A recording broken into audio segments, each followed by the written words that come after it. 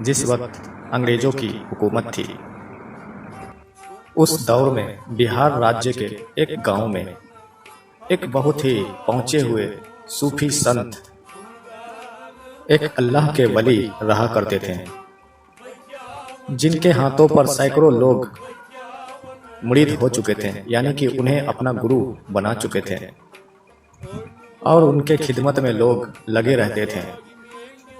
कहा जाता है कि कोशिश करने पर, काफ़ी जद्दोजहद मेहनत करने पर नसीब से कोई ऐसा कामिल हस्ती अल्लाह वाला मिल पाता है, और अगर मिल जाता है तो लोग उनके कदमों में खुद को निछावर कर देते हैं और अपनी जिंदगी संवार लेते हैं। और चूंकि उस दौर में जाली पीरों की भी कमी नहीं थी, जो पीरी मुरीदी का सिलसिला चला रहे थे, गद्दी नसीं बने बैठे थे, लोगों को गुमराह कर रहे थे, लोगों से पैसे ऐंठ रहे थे, लोगों के जेब खर्च करवा रहे थे और उन्हें सिर्फ गुमराह के अलावा और कुछ गुमराही के अलावा और कुछ भी नहीं दे पा रहे थे। तो जाली पीरों की ये हालतें, ये हरकतें लोगों ने देखा, सुना, और जो लोग उन जाली पीरों के हाथ पर बैठ थे, उन्हें ऐसे पीरों से किसी भी तरह का कोई फैज रूहानी नहीं हासिल हो रहा था, जिसकी वजह से लोग आजिज आ रहे थे और अपना कई वर्ष अपनी बर्बाद कर रहे थे। किसी ने तो 20 वर्ष, किसी ने तो 30 वर्ष, किसी ने 40 वर्ष अपने जीवन बर्बाद कर दिए, लेकिन किसी भी तरह का कोई रूहानी फैज उन्हें नहीं मिल पा रहा था। चूंकि जाली पीरों के पास जो होता था वो रूहानी दौलत कुछ भी नहीं होती थी, किसी भी तरह का रूहानी फैज वो किसी को नहीं दे पा रहे थे। जाली पीरों के पास केवल और केवल जुबानी अल्फाज, जुबानी कलाम, जुबानी ज्ञान ही रहा करते थे, क्योंकि वो महज एक किताबी कीड़ा थे। किताब पढ़ें और किताब से ज्ञान निकालें और अपने मुरीदों को बांटें, जिसकी वजह से ना उन पीरों के अंदर किसी भी तरह की कोई रूहानी रोशनी या रूहानी ताकत देखने को मिल रही थी, ना उनके मुरीदों को कोई रूहानी फैज हासिल हो पा रही थी। इस वजह से लोग अपने बैत तोड़ रहे थे, नए लोग जुड़ रहे थे या पुराने आजिज आकर अपने बैत तोड़ रहे थे।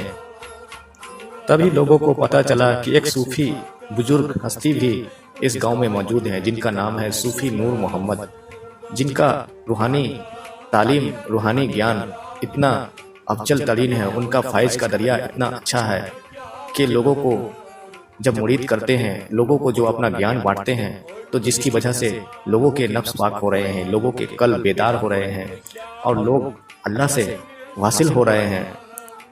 लोगों को फ़र्क महसूस हो रहा है उनसे जुड़ने के बाद। तो इस बुनियाद पर लोग ज़्यादा से ज़्यादा उनसे मुरीद होने के लिए पहुंच रहे थे और उनसे बैत हो रहे थे और अल्लाह वाले बन रहे थे।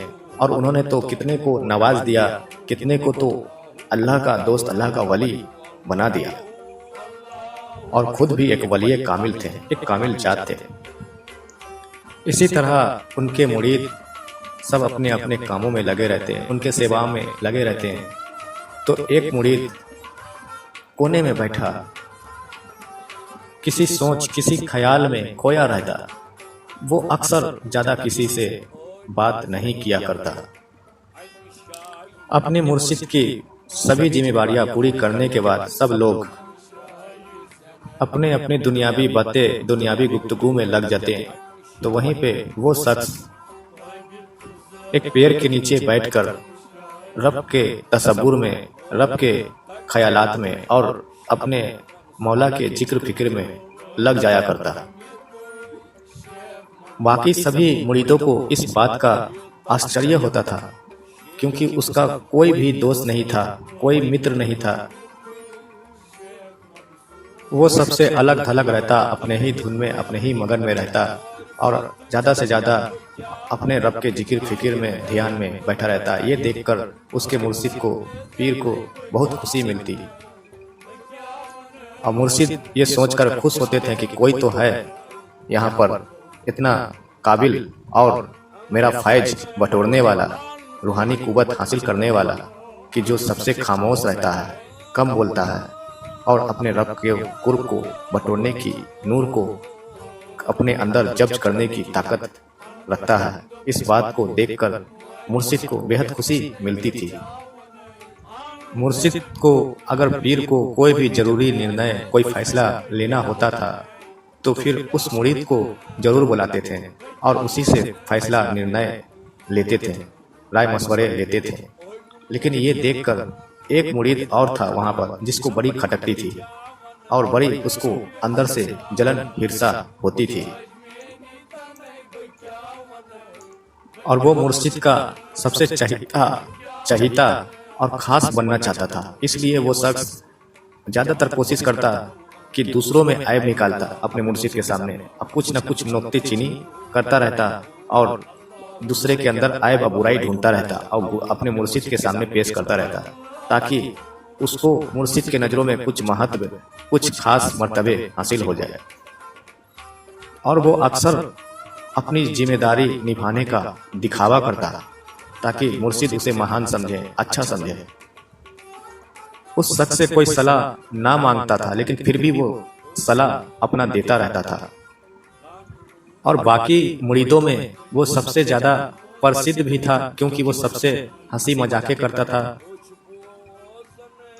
लेकिन जब पीर मुर्शिद उसकी राय ना लेकर और उस शख्स से राय लेते थे जो शांत स्वभाव का था, जो चुप रहता था और ज्यादातर रब के जिक्र फिक्र में रहता था, उसकी राय लेते थे, तो उस शख्स को ये बात बड़ी खटकती थी। उसे यही लगता था कि वो बाकी सारे मुरीदों से ज्यादा बुद्धिमान है। लेकिन मुर्शिद पाक फिर भी मेरी तारीफ ना करके उस शख्स की तारीफ करते हैं। उसे ऐसा लगता था कि मैं सबसे ज्यादा बुद्धिमान हूँ, सबसे ज्यादा तेज हूँ, लेकिन मुर्शिद पाक मेरी तारीफ ना करके, मेरा नाम ना लेकर, मुझसे राय मशवरे ना लेकर उस खामोश रहने वाले को ज्यादा महत्व देते हैं, उससे राय मशवरे ज्यादा लेते हैं। ऐसा नहीं था कि मुर्शिद पाक को उस शख्स के बारे में पता नहीं था, और ऐसा नहीं था कि मुर्शिद जो थे वो उन लोगों के दिलों को नहीं जानते थे। लेकिन पीर मुर्शिद जो थे फिर भी अपने तरीके से उसे सीख देना चाहते थे, ताकि उसके ज्यादा बोलने की आदत, मौज मस्ती करने की आदत, दिखावा करने की आदत, खुद को बेहतर समझने की आदत और दूसरों में कमियां निकालने की आदत हमेशा हमेशा के लिए खत्म हो जाए। ये मुर्शिद चाहते थे और उससे सीख देना चाहते थे। और मुर्शिद चाहते थे कि खामोश रहकर उस गहराई में उतर पाए, जिस गहराई में उतरने के बाद रब को पाया जा सकता है, रब को महसूस किया जा सकता है, उसका कुर्ब हासिल किया जा सकता है। मुर्शिद पाक जो थे वो किसी तरह से उस मुरीद को यह एहसास कराना चाहते थे कि चुप रहकर, कम से कम बोलकर, मौज मस्ती से बाज आ जाए और ये हरकतें छोड़ दे और कोशिश करे कि वो चुप रहे, ज्यादा से ज्यादा खामोश रहे, जिससे वो चुप रहकर अपने महबूबे हकीकी का इश्क दिल में उतार पाए और अपने नफ्स को अपने काबू में कर पाए, अपने कल्ब को वो बेदार कर पाए, अपने कल्ब को अपने रब के जिक्र फिक्र में लगा पाए। दरअसल मुर्शिद ये चाहते थे। हर पीर मुर्शिद का यही ख्वाहिश भी इच्छा होती है कि उनका मुर्शिद खामोशी इख्तियार करके अपने रब के जिक्र फिक्र में खुद को लगाकर उस विराट दरियाए वहदत का एहसास खामोशी इख्तियार करके और अपने कल्ब को जिक्र फिक्र में लगाकर ही किया जा सकता है। एक दिन मुर्शिद को एक तरीका सूझा। उन्होंने जितने भी मुरीद थे सभी को बुलाया और कहा कि मैं तुम सभी को अलग अलग गांव में भीख मांगने के लिए भेज रहा हूं, और जो मुरीद सबसे ज्यादा भीख मांगकर यहाँ लाएंगे उन्हें मैं अपना खिरका अता करूंगा। खिरका मतलब विलायत अता करूंगा, उसको वो ओहदे, वो मर्तबे रूहानियत के अता करूंगा, वो दर्जे अता करूंगा। ये मुर्शिद पाक का ऐलान था। और मुर्शिद पाक का ये तरीका जो था भीख मांगने का, उनका तरीका इसलिए था भीख मांगने का, वो ये कहते थे, भीख इसलिए मंगवाते थे क्योंकि भीख मांगने से उनका तरीका था कि इंसान के अंदर से, मुरीदों के अंदर से अहंकार को खत्म किया जा सकता है। भीख मंगवाकर उसके अंदर का अहंकार को, तकब्बुर को तोड़ा जा सकता है, नफ्स के अकड़ को तोड़ा जा सकता है। तो ये था सच्चे पहुंचे हुए कामिल जात पीरो मुर्शिद का तरीका कि कैसे किसी का अहंकार को, तकब्बुर को, नफ्स के अकड़ को तोड़ा जाए। इसलिए वो लोग भीख मंगवाते थे। और उन्होंने सभी मुरीदीन को समझाया कि जितने भी हमारे मुरीदीन हैं सब पूरे मन से राजी खुशी भीख मांगे। और उन्होंने फरमाया कि कोई भी इस काम को करने से कतराए नहीं, वरना जो कतराएगा, जो कदम पीछे रखेगा, करेगा, तो वो अपने जीवन का सबसे महत्वपूर्ण जो उसे मिलने वाला है, जो अता होने वाला है, वो खो देगा। और मुर्शिद पाक ने क्या किया कि सबको अलग अलग जोड़ी बनाकर भेज दिया। और जानबूझकर मुर्शिद ने वो चुप रहने वाला, खामोश रहने वाला जो व्यक्ति था, जो मुरीद था, उसे, और वो जो जलन हसद रखता था, जो मौज मस्ती किया करता था, उसे दोनों की जोड़ी बना दी और बनाकर उसे साथ भेज दिया। बाकी को जोड़ी बनाकर बाकी जगह भेज दिया। तो इन दोनों की जोड़ी जानबूझकर बना के मुर्शिद ने भेज दिया। फिर वो मुर्शिद से विदा लेते हैं। दोनों मुरीद मुर्शिद से विदा लेता है और लेकर वो गांव में दाखिल होता है भीख मांगने के लिए। फिर दोनों मुरीदों ने खुद राय लिया, निर्णय लिया कि मैं दोनों अलग अलग दिशाओं में जाकर भीख मांगता हूँ। खामोश रहने वाला जो मुरीद था, जो रब के जिक्र फिक्र में ज्यादातर रहता था, वो हर के द्वार पर, दरवाजे पर जाकर सिर्फ भीख मांगने का जो उसका कासा था वो बस आगे बढ़ा देता था। बाकी कुछ नहीं, शब्द, किसी भी तरह का कोई शब्द नहीं बयान करता था, बस अपना कासा आगे बढ़ा देता था। लोग उसे राजी खुशी उसके कासे में जो भी देना होता था दे देते थे, डाल देते थे।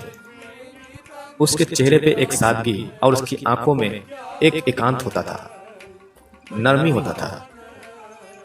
उसे भीख देने वाले उसे भीख देकर खुद को बहुत संतुष्टि और शांति महसूस करते थे, सुकूनियत महसूस करते थे। वहीं पर जो जलन हसद करने वाला जो मुरीद था, जो खुद को बड़ा जानता था, खुद को बेहतर मानता था, हर अमल में, हर तरह के किरदार में खुद को अफजल मानता था कि मैं सबसे बेहतर हूँ, मैं सबसे अच्छा हूँ, जिसके अंदर जलन हसद थी, जो ज़्यादा मौज मस्ती करने वाला था, करता था, वो मुरीद जिस द्वार पे, जिस दरवाजे पे भीख मांगने के लिए जाए तो वहाँ कुछ न कुछ अपने लच्चर, अपने ज्ञान बघाड़ता रहता था।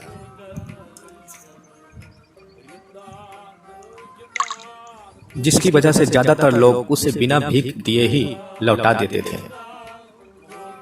जब दोनों ने शाम तक भीख मांगे, अब भीख मांगने के बाद जब दोनों एक साथ एक जगह पे मिले तो फिर वो जो ज्यादा बोलने वाला, जो जलन हसद रखने वाला जो मुरीद था, उसने देखा कि ये चुप रहने वाला जो मुरीद है, जो रब के जिक्र फिक्र में रहता है, जो ज्यादा बोलता नहीं है, इसके पास ज्यादा लोगों ने इसे भीख दिया है, इसके पास ज्यादा मुद्राएं आए हैं, ज्यादा इसे लोगों की तरफ से भीख मिला है, और मुझे तो कोई खास नहीं मिले हैं। फिर इसे बहुत मन ही मन बहुत ही ठेस पहुंचा, बहुत ही जलन हुई, हसद हुई, और ये सोच में पड़ गया। फिर ये दोनों अपने पीर, अपने मुर्शिद की तरफ जा रहे थे कि मुर्शिद को जाकर दे आऊं। तो फिर इस चालाक शख्स को, इस चालाक मुरीद को, जो जलन हसद रखने वाला, जिसके अंदर एक से बढ़कर एक उस मुरीद के प्रति, जो चुप रहने वाला, उसके प्रति साजिश वो उसके मन में चल रहा था, तो इसको एक साजिश सूझी।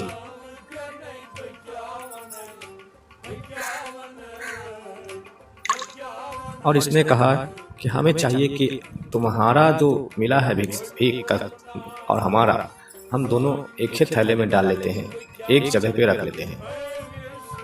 हमारे पीर मुर्शिद ने तो हम दोनों को एक जगह भीख लाने के लिए कहा था। और वो खामोश रहने वाला व्यक्ति, वो मुरीद, बिना कुछ बोले उसने सारे भीख के सामान उसके थैली में डाल दिए। तो दोस्तों, आज के लिए वीडियो यहीं तक रखते हैं। कहानी काफ़ी लंबी हो जाएगी, काफ़ी मोटिवेशन, प्रेरणा देने वाली ये कहानी है, जो आपको इसका अगला पार्ट मैं ज़रूर पेश करूँगा, लाऊंगा। तब तक के लिए हमारे इस चैनल पे जो लोग नए हैं, जिन्हें हमारी ये कहानी, ये मोटिवेट वीडियो पसंद आई हो तो हमारे चैनल को लाइक करें और सब्सक्राइब करें, ताकि मैं अगला पार्ट आप लोगों के लिए बनाऊं और आप लोगों के जानिब पेश करूं। तो आज के लिए मैं वीडियो को एंड करता हूं। तो धन्यवाद दोस्तों। अस्सलाम वालेकुम वरहमतुल्लाहि वबरकातुहू।